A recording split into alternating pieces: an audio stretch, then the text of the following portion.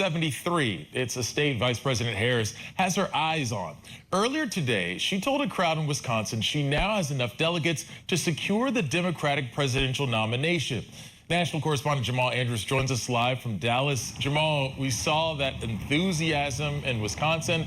What's been the reaction where you are in Texas to the president stopping his re-election bid and then endorsing Harris not long after that?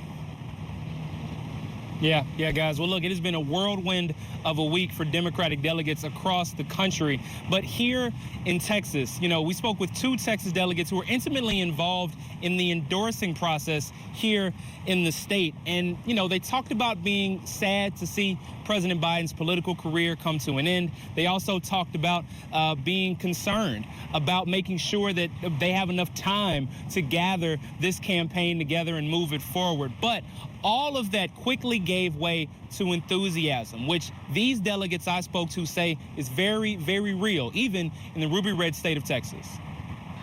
Just days after the historic news that President Biden would not seek re-election, his Vice President Kamala Harris has garnered broad support from Democratic delegates across the country. From the moment of the announcement, we were all on board and wondering what we could do. That includes the state of Texas, which carries the third most delegates of any state at 273.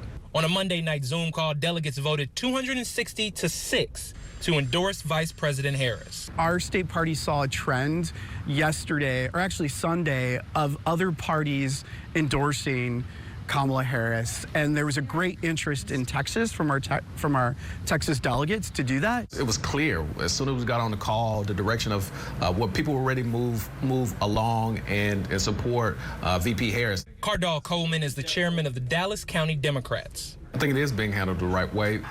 President Biden is supporting who has been supporting him for the past 4 years. Right? They've done work together. They're partners in this work. The endorsement by the Texas Democratic National Delegation is largely symbolic for now. The DNC Rules Committee will meet Wednesday to set a date for delegates across the country to officially cast their vote. There were some other candidates, perhaps minor candidates, who were calling delegates and calling delegations and trying to see if they can garner some support. And the fact is they couldn't. And that's the democratic process, at least on a kind of delegate level, working. DNC Chair Jamie Harrison said in a social media post there will be an electronic voting process, also referred to as a virtual roll call, to select the nominee. And in order to make sure the Democratic ticket is on the ballot in all 50 states, the delegate vote for the presidential nominee and their vice president pick will need to be wrapped up by August 7th.